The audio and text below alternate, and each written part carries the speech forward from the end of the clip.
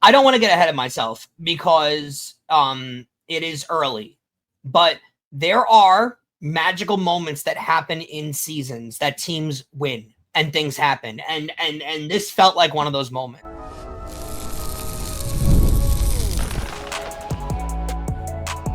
You are Locked On Yankees, your daily New York Yankees podcast. Part of the Locked On Podcast Network, your team every day.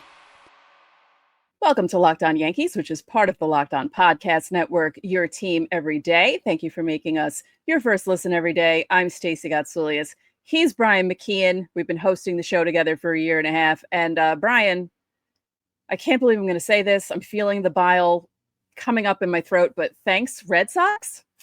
Thank you, Red Sox. And we have been hosting the show together for the second season we've hosted the show together. The Yankees have clinched the playoffs in every single season we've hosted together. Hopefully, they'll win a pennant every single season that we've hosted together. Now, that would be nice. Today's episode is brought to you by Gametime. Download the Gametime app, create an account, and use code LOCKEDONMLB for $20 off your first purchase. On today's show, we'll tell you some news from around the league. A lot of wild stuff going on in the wild card races in both leagues. And MLB announced on Tuesday that ABS is coming. 2026, there's no delay. It'll be here. So we're going to tell you all about that. But first, we have to discuss the first game between the Yankees and the White Sox because for 9 innings, it looked like it was going to be an annoying loss there. I don't want to get ahead of myself because it is early, but there are magical moments that happen in seasons that teams win. And things happen. And this felt like one of those moments, especially in the game that wound up clinching. Let's be real, Stacey. They were going to wind up clinching at some point. The odds of them getting swept by the White Sox at home are rare, and they needed one victory on their own to clinch a playoff spot. They were going to clinch a playoff spot at some point. To do it in this dramatic of a fashion, and this game had everything that the Yankees have really had throughout the entire season, right? Pretty good performance out of the starting pitcher. You give up a 2-run homer because of an egregious fielding mistake where the ball lands in between two of your best fielders. And of course that dropped fly ball results in the home run. White Sox have a 2-1 lead. And then Anthony Volpe has the leadoff single to start it off. There was a decision earlier on where Boone didn't pinch hit Dominguez and pinch hit Rosario instead, which is still having me scratch my head. It makes no sense at all. So you had the Boone blunder. You somehow have a Volpe hit. You have a fielding mistake. You have a good pitching performance from your starter. And then your trade deadline acquisition is the one who walks it off in the 9th inning, followed by terrific at-bats from Cody Bellinger and Caballero. But before that, you had what could have been a backbreaking double play by Trent Grisham, who also was part of that bad defensive play. Because when that double play happened, I thought, here we go. 100%. Yeah. So you had that. You have a masterclass of an at-bat from Cody Bellinger. Just a terrific at-bat. His at-bat and Caballero, too, both of them. Well, yeah, and we'll get to Caballeros in a second. Let's just give Cody Bellinger his sunshine for a second because that has been his theme the entire season, Stacey. He's had an unbelievable season in the two-strike approach that he gives you, the fouling off pitches, the taking good pitches. He has had an unbelievable season, and the guts to take the pitch when he took it, the pitch that got by. If you remember earlier in that bat, he got called, speaking of ABS, by the way, he got called on a ball that was at his neck for strike 2, which made no, and he looked back like, are we serious here? And the nerve, though, to take the pitch that gets by when that pitch is high in the zone, don't get me wrong, but it was clearly a cross-up with the catcher and the pitcher because that's a ball the catcher catches 99 times out of 100. So it was a cross-up, obviously. To have the wherewithal to take that pitch, knowing that it was called for strike 2 on a high in the zone, unbelievable, gutsy, good base running out of Volpe, which that is definitely the first time I've said that this year, where he's able to score, recognizing the wild pitch. By the way, with 2 outs, that does take guts to be able to try and take home with 2 outs because you get thrown out at home plate right there. And this episode turns into an Anthony Volpe bleep show, if you know what I mean. Yeah. So it completely flips it around. And now we'll transition to the Caballero at bat because the pitches that he fought off, it was a 9-pitch at bat. He saw 7 sinkers.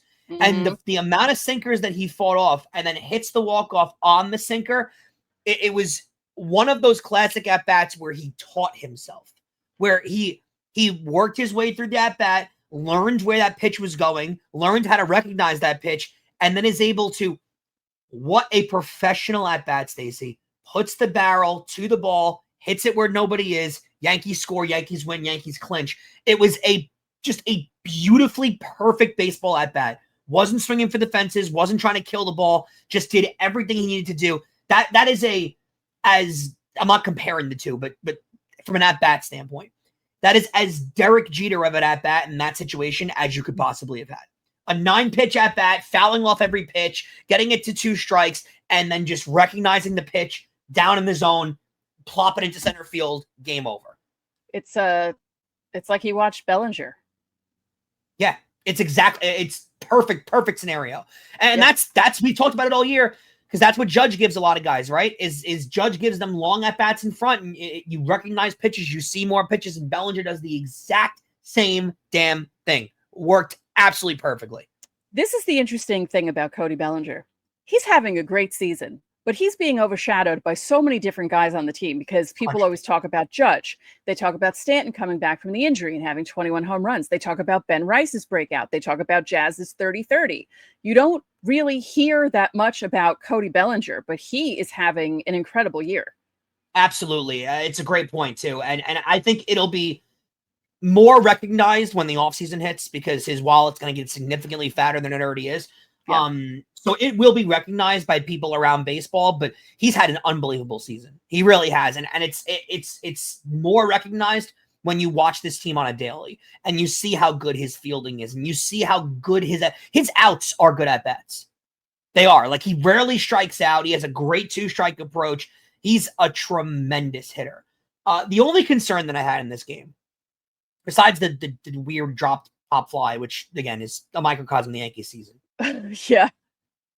Although Luis Gil only gave up, 1 earned and pitched somewhat well, I didn't like what I saw at him in this game. His velocity was significantly down than what it's been. Now, in last year in the Rookie of the Year season, he was throwing upwards of 100 miles an hour, but he sat really around 98 to 100. This year, since coming back, he's been in the 96 to 98 mile an hour range. Today, he was 92 to 93. And that is a pretty significant drop off when it comes to velocity, Stacey. I want to know, what's your concern level? Because they kind of brought this up on the broadcast. It's a very interesting debate where they go with number 3 starter. Right. Because that is a significant drop when you're going from 97, 98 to 92, 93. That's 5 miles an hour. That's not like a 2 mile an hour dip. That's a 5 mile an hour dip. That's scary. Well, and the thing too is he is a power pitcher. Like, he gets guys out by striking them out with the velocity.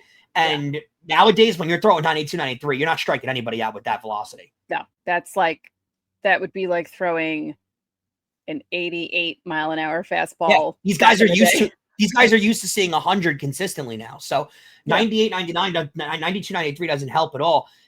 And here's the thing, Stacey.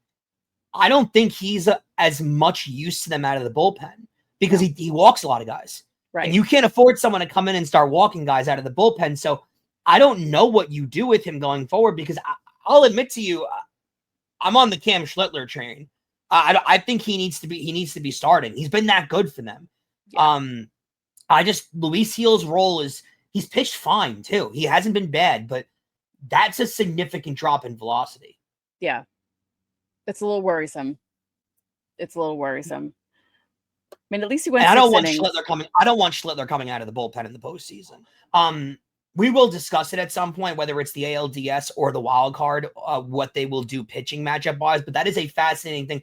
If it winds up being the wild card series, it is very fascinating what they wind up doing, because you could go Fried, Rodon, and number 3 starter in what I would choose Schlittler. But do you really want Schlittler throwing an elimination game in like his 10th career start?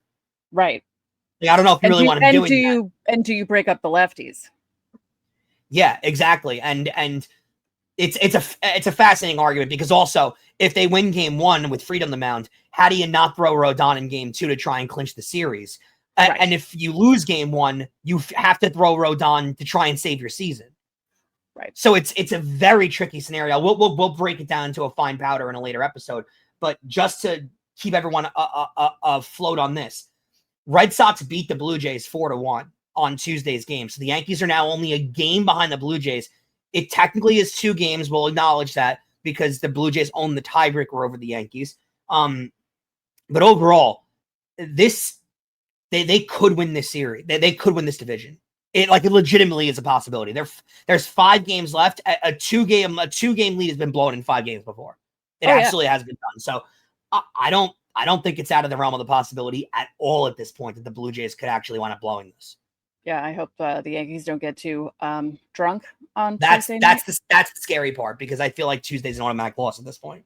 Right. Wednesday is an automatic loss. And I don't want them, I want them wanting the division. I don't want them to sit there and be like, oh, well, we made the playoffs. Well, Judge's post-game comments in the it was an interview in the celebration with Meredith. He said, "Oh, we want the division. This is not enough." So at least the captain is saying that. But yeah, I maybe generally drink a bunch of coffee tomorrow. Yeah, there's a very, very, very a lot of good evidence out there suggesting that teams the day after they have a celebration do not show up ready to play the next day more often than not.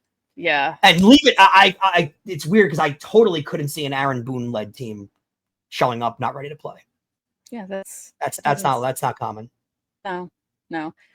Don't forget, subscribe to the channel, hit the like button on our videos, hit the notification so you know when our videos go up. You can also join the Locked On Yankees Insiders Club. We have the link for you in the description, both on the audio side and the video side. You get texts from us. You can text us questions, comments, reactions to trades and signings. You also get top priority on FanDuel Friday, which we do every week. We also send out the lineups during the season, any roster moves that are made, and breaking news so you don't have to check social media. There's also an added perk. We have a private Discord where you can commiserate during the games, and it was a fun one on Tuesday. There's a 14-day free trial. Coming up, ABS, it's coming to MLB in 2026, so we're going to talk about that next. Let me ask, what do you get when you have a bald eagle standing on top of a silverback gorilla riding a T-Rex? Confidence, pure confidence. And if you're looking for something beyond the usual pill, it's time to meet Rugiet Go Long. That's exactly where Rugiet Go Long comes in. This isn't just another ED pill. It's a total game changer for all the confidence in the world. Go Long combines 2 doctor-trusted medications in one dual-action formula, so you can get hard and go the distance. The effects can last up to 36 hours. That's confidence all day, all night, and even into the next day. The process is simple. Connect with a board-certified doctor 100% online, and if prescribed, your treatment ships directly to your door.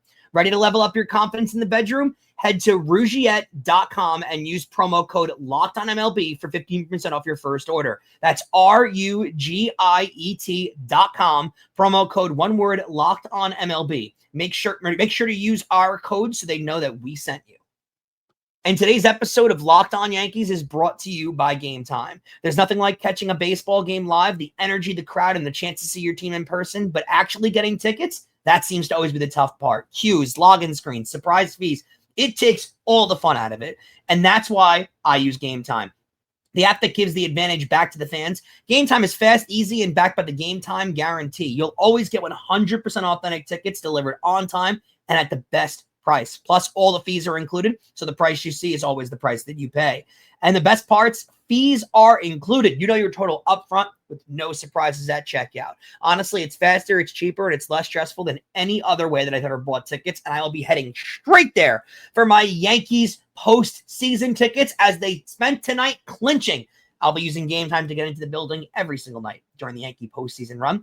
Download the Gametime app, create an account, and use code one word LOCKEDONMLB for $20 off your first purchase. Terms apply. Again, that's promo code LOCKEDONMLB for $20 off. Swipe, tap, ticket, go. Download Gametime today. Welcome back. Every week we have Fan Mail Friday. Our insiders have a special way of asking us questions, but guess what? If you watch us on YouTube, you also have a special way of asking us questions. If you go to our channel's page and you click on the post tab, you will see the latest post where I tell you where to leave your questions and by what time. Usually it's Thursday, 5 p.m. Eastern Daylight Time, and it's the same this week. So get them in. I'm having a feeling this will be a lengthy Fan Mail Friday. You guys will be very involved, I'm sure, after the week that the Yankees had. So I spent Tuesday night, because we record this on Tuesday night, celebrating, rejoicing. And earlier on in the day, I was celebrating and rejoicing. Finally, the reaction that I had, because MLB announced that they are instituting ABS next season. Opening day, it will be here about damn time. Only weird thing that happened before we get into it, Stacey, a weird news drop on a Tuesday afternoon. You couldn't have waited till that little gap in between the postseason and the regular season ending. Maybe that was the right time to announce it. This made no sense on a Tuesday afternoon. Yeah, it seemed like it should have been the announcement made next Monday. Or during the World Series. Like, you know how they always like to news drop something during the World Series? Do it then. Yeah. This was such a weird time to announce this. And in the afternoon of one of the biggest regular season baseball days we've had in a while, with all these big series going on, this is when you choose to announce this news. Leave it to baseball to get that wrong. They get so many things wrong, don't they? I mean, when it comes to everything, this is the one thing they didn't get wrong, though, by putting this into effect. Well, and you're no longer allowing umpires to get things wrong on a consistent basis. And this is so clutch and so good. And before we hear the umpire union come through and complain about this, you guys did this to yourselves. If you guys weren't so bad at your jobs over the last, let's call it like it is, the last decade, umpires have been atrocious at their jobs, particularly. If you guys weren't so bad at your jobs, this wouldn't have been a talking point. Or this might have been a thing, but it probably wouldn't have been a talking point for 10 years from now. But the fact that umpire negligence has been such a big talking point in baseball over the last 10 years, it kind of forced Major League Baseball to get ahead of this and move a little quicker than they wanted to. And here we are. Do you think, though, that this has become a system that they wanted because it's similar to the system in tennis and the system in soccer? Like, baseball is different than football and even hockey and basketball, because you're throwing a ball into a box and you're trying to get the call right, which is similar to how certain things work in tennis and soccer compared to baseball, basketball, and football. So I think this eventually would have happened, but I feel like this was sped up because of it. Absolutely was sped up. That's a great point. And to your point earlier, a lot of the calls in football are judgment calls. Yeah. They just are. Like, it's literally what the eye saw, what the referee thinks compared to what the fan base thinks. So it's kind of hard to get those right when it comes to review. It's not blanket. Baseball, to an extent, is kind of what the eye sees, but it also is blanket in some scenarios. And there certainly will be debate open when it comes to a lot of these ball and strike calls, but not all the time. And there's too many blatant ones that are missed. There's too many obvious ball and strike calls in big scenarios. And I think a lot of what had to do with this too is the egos that these umpires have. The for some reason, this bravado that major league umpires carry themselves with, as if they have a right, or it's their game too, or people are entering the ballpark daily to see them umpire games. I don't know what it is, but you do see it across all of baseball, Stacey. It's like there's an ego with the umpires that how dare you question my calls when their calls are so incredibly off. You know, so it is, this was sped up by the umpire's performance, no doubt. Yeah, so these are the rules, in case you guys forgot, because we saw it during spring training. It worked out pretty well in spring training, actually, the few times and it takes like 5 to 10 seconds for it to be. It's extremely similar to soccer and tennis. Yeah. It's the exact same technology that's being used. And if you guys do watch tennis out there, or you could probably find highlights of it on YouTube, the system is unbelievably quick when the player challenges an in or out, and it's within seconds they have a review. Actually, before we get into the rules, can I say what my absolute favorite thing about ABS is? Yeah. That it's sponsored by T-Mobile. It is good work out of T-Mobile there. Yeah, I think that's pretty funny. So each team will get 2 challenges, and they keep them if they're successful. Mm-hmm. So I am really looking forward to, and I really hope he does it, Aaron Judge maybe calling being like, yeah, that wasn't a strike, to ones that are like down by his ankles? I wonder how teams handle that. Which players have carte blanche to challenge and which players don't. Because Aaron Judge will have full reign whenever he wants to, but I can picture Jazz Chisholm Jr. challenging every single pitch. That's what I was going to say. They already asked Boone about that, and he said that there's some guys he's already spoken to about it, and he already like gave some hints to people, like, this isn't going to be for you. Like, you need to like not. You need to calm down. Jazz doesn't think a strike's ever been thrown to him. Right. Although he did get a couple of calls corrected in spring training, so But I don't know if he's going to have carte blanche. But Cody Bellinger 100% will have carte blanche. Aaron Judge will 100% have ability. Yeah, because Aaron Judge has been screwed by so many bad strike calls his entire career that I cannot wait for this. And I know that ABS is also like the strike zone is measured to the player, right? Because they have to put their real heights in and everything like that. But still, a ball down around Aaron Judge's ankles are not a strike. Okay, so I can't wait for these guys to get this right. So each team gets 2 challenges. They keep them if they're successful, so they can keep having 2 if they keep getting it right, which is great. The challenges can only be initiated by a pitcher, catcher, or batter. The request must come immediately after a pitch. They have to do this to their hat. Yep. Love that. They have to tap his hat or helmet. So depending on who if it's a pitcher, hat, batter, helmet, to let the umpire know there's no help from anyone in the dugout or any players on the field. So it has to be from the pitcher, the catcher, or the batter. And I wonder what would happen if someone did do something from a dugout. They probably got like in trouble, I would assume. Yeah, I'm Boone. I mean, Boone yells at the umpires all day. So I'm actually glad he doesn't have the ability to challenge. Now, who was it that got thrown out of a game earlier in the season because they mockingly hit their helmet when they didn't agree with a call? I forget, but I remember that happening earlier in the season. Was it a Rays player? I do forget. Who was it? I can't remember, but someone did something like that, and it's like, ooh, yeah. So now you can, in 2026, you'll be able to hit your helmet to get a challenge. And they're going to show it right on the scoreboard too, like almost immediately, like a tennis highlight. Yep. And crowd's going to cheer and be like, you were wrong. Because that was another thing in spring training, because they show it right away on TV too, and it's really... Although the umpires are going to hate this. You also do get the instance where it doesn't quite look like a strike to you, but then ABS will show that like a hair of the ball is in the strike zone, so it'll be a strike. So that'll be interesting too. This is going to be so dramatic come like playoff time and like the 7th inning of a huge at bat. Yeah, like there's going to be so many great instances of this. So in each extra inning, a team will be awarded a challenge if it has none remaining entering the inning. So that's an interesting thing. And again, it's powered by T-Mobile 5G. Cameras are set up around the perimeter of the field to track the location of each pitch, and a graphic on the scoreboard will show the result of each challenge. But can we talk about a game that probably should have needed ABS this week? Because this game is the prime example of why this was instituted. Yeah. So on Monday night, the San Diego Padres played the Milwaukee Brewers. They clinched a playoff spot with their 5-4 win. But Roberto Ortiz had a rough time behind the plate. We're going to put the graphic up, but we're going to talk about it. This is from the ump scorecard.com, and they have the ump scorecards account on X. That's what they're calling it, right?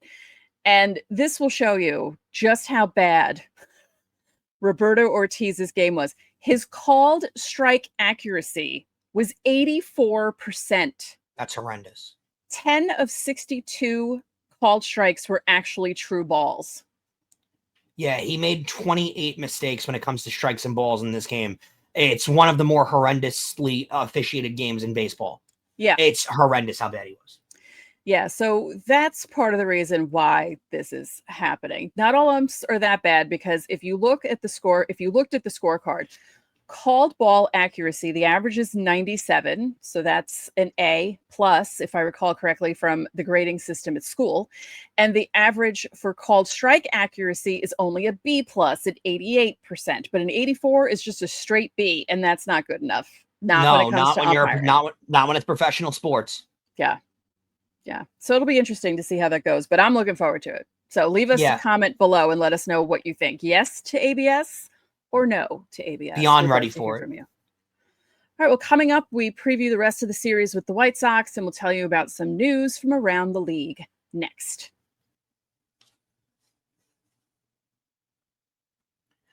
I'm here to talk to you guys about FanDuel, and the NFL season is here, and FanDuel is making sure you're ready for kickoff with a can't-miss offer. Right now, new customers can bet just $5, and if your bet wins, you'll get $300 in bonus bets to use across the app. Now, I love using it because it fits however I want to bet that day. Player props, building a same-game parlay, or even jumping in as the live action unfolds. It makes every game more exciting, whether I'm watching my team or just keeping an eye on the fantasy lineups. And it's also quick, it's easy, and it's the best way to add a little more energy to your Sundays. So are you ready to play? Download the FanDuel app now by visiting FanDuel.com to get started. It's FanDuel.com to place your first $5 bet. And guys, not only do we cover your team every single day, but we also are giving you instant episodes after every single game. Check out the Locked On Yankees postcast. It's hosted by Jay Berman, and it appears right here on the Locked On Yankees podcast feed. It also streams on our YouTube channel. Get rapid reaction to all the biggest moments with the Locked On Yankees postcast. Stacey, something cool about that postcast for the Yankees. They'll be going live after Yankee playoff games, and we will be going live after a lot of Yankee playoff games following them. So you can follow it all on the Locked On Yankees socials and the Locked On Yankees YouTube channels. Stay tuned because the playoffs are going to be fun for us, for the postcast, for Jay. Hopefully. Looking forward to it. Hopefully. So game 2 against the White Sox, I want to pencil this one in advance as probably a loss. The history is not on the Yankees' side when it comes to playing a game after you have a celebration. Just want to say. I don't know. Max Fried is pitching. I think he wants to get his 19th win. I think the guys know they're going for the division. They're not just strolling into the playoffs. I think they'll be okay. Also, I don't know if Max Fried is the biggest partier in the world. I don't know if he doesn't give me those vibes. So those are the people you have to be the most aware of, though. True. But he's settled down. Hopefully Rose Lavelle, his girlfriend, can give him some experience on partying and what it's like to celebrate and how to control those emotions. So the benefit the Yankees have going into their game, the White Sox have still not announced the pitcher for tomorrow. So there's no pitcher announced for who they're throwing. Doesn't matter. Probably not. Most of that team is thinking about where they're going in a week. What plane they're catching to what island. Max Fried 18-5 with a 2.92 ERA. No big monumental pitching spots he's looking to get to, Stacey. It's at 182 strikeouts, but not close to that 200 marker. So let's hopefully he just gets to that 19th win. Yeah. And keeps that record really, really high. 19-5 is a record that you don't see a lot of pitchers have anymore, by the way. Right. That is you don't see pitchers doing that a lot anymore. Yeah, because there are a lot of circumstances where pitchers pitch really well, but their bullpens blow it, or maybe their offense doesn't do anything, so they don't get the win. And you see guys who have more balanced records where it's more like 15-11 or something like that, not a 19-5, not an 18-5. So game 3 is going to be a 7:05 game. Davis Martin 7-10 with a 4.03 versus Will Warren, who's 8-8 with a 4.35. Just for a programming note for you guys, game 2, it is a Wednesday night. That game is on. Yes, it's not an Amazon Prime game. They probably had a deal, Stacey, for a certain amount of games per year, and they probably got to the last week and they don't have that deal anymore. So it'll be a yes game. Just some news around the league, which I know Stacey is very excited about because this first bit of news she is very excited about. Alek Manoah was DFA'd by the Toronto Blue Jays a week before the season ends because they needed to clear a roster spot for Anthony Santander. 2 notes. 1, getting Santander back when they're getting him back is massive for that Blue. Huge that he was able to get back in the last week of the season. Yeah. Imagine being so bad at baseball that you're on the major league roster trying to make it back under contract, and the team outright DFAs you with a week to go in the season to make room for a guy who already had a roster spot. Well, apparently he had UCL surgery, Manoah. So no one knew, but he's a jerk anyway. So I'm sorry that he had UCL surgery, but he is a jerk. Yeah, he had those first 2 good seasons. Well, the first full good season, and after 2022. Kind of coincided with him opening his big mouth about Garrett Cole, too. Weird, huh? where he went on a podcast and called Garrett Cole the biggest cheater in the history of MLB, which weird. Do you not remember the 2017 Astros? Do you not know the Black Sox? Do you not know anyone else who cheated with steroids and stuff? Like, hello, Garrett Cole. They sent him all the way down to independent ball, and he was the complex. He was the complex league. Yeah. So shame. He's DFA'd. He is not on the roster anymore. They cleared him with a week left in the season to make room for Anthony Santander. It's unfortunate, but couldn't happen to a better guy. But when he was good, he was good. He just needed to shut his mouth. Like, maybe he can, recover from the UCL. He's still young. Maybe he can recover from the UCL, learn to be a little more humble, and then maybe another team can help him out. In other pitching news, Tyler McGill for the Mets underwent Tommy John surgery on Monday. He's going to miss all of 2026. That's a devastating injury for the Mets. And now to what's going on in the standings, because crazy stuff. So going into Tuesday, the Cincinnati Reds had the final wild card spot in the National League. The New York Mets were the game behind. The Cincinnati Reds play the Pittsburgh Pirates in Cincinnati and lose 4-2. Devastating loss because the Mets had a comeback victory in Chicago and won that game 9-7. So right now, as it currently stands, the New York Mets are in that third wild card spot, and the Cincinnati Reds are a game behind them. What else is going on, Stacey? The Tigers and the Guardians start their series off. Tarek Skubal is the starter for the Detroit Tigers. He gives up a few runs. Guardians win the game 5-2. They have the lead in the American League Central for the first time all year, and they officially have blown a full 15.5 game lead in the division. Yeah. Crazy. That is that's wild. That's wild. I just can't understand. Well, you know what's weird? I remember when the Tigers got off to that start and I thought, are they really this good? Because I don't think they're really this good. This is weird. It's combined with that division being terrible. Yeah. That division is so bad. But this is an insanely it's a crazy blown lead. 15.5 games is unprecedented. Yeah, they had 2 more games to play against the Guardians, and the Guardians just don't want to really lose too much lately. Nope. So. And to the AL West, currently what's going on, this is in present time. The Houston Astros are losing to the Oakland Athletics, whatever you want to call them, the Athletics, 2-1 in the 4th inning. It's a big deal because they're 3 games behind the Mariners, who have a chance to clinch the division. The Mariners are playing the Rockies and currently down 3-1 to the Rockies. So the Mariners have a chance to get within clinching distance of the Astros because the Astros could lose to Sacramento. And the Mariners, all they have to do is beat the Rockies, and they're losing to the Rockies in current present time. So wild stuff going on in baseball right now. Yeah, I'm sure Seattle will come back against the Rockies, and almost sure that Houston will come back against the Athletics, but we'll see. Who knows? The Athletics are always kind of that spunky team, though. True. They have some hitters on that team. They have a few big boppers on that team. So yeah, one former Yankee. Yeah. What was a former Yankee all year? Miguel Andujar started his year off. Now he's in the Reds, but had a tremendous start to the year on the Athletics. Increased his trade value in Sacramento. So this is what baseball wanted. They wanted crazy stuff during the last week of the season, and they have it. I'm just glad the Yankees aren't really contributing too much to it. Like, I'm glad that the Yankees didn't do anything bad to slip in the wild card standings. I'm glad that they're taking care of business the way they're supposed to. So, yeah, it'll be interesting. We'll be talking about all of this week because, yes, we're a Yankee show, but we're also baseball fans, and you're baseball fans. You should be interested in this stuff because it's exciting to see this many teams involved in all the wild card races and just to see how things are going to end up. Crazy. It's going to be fun.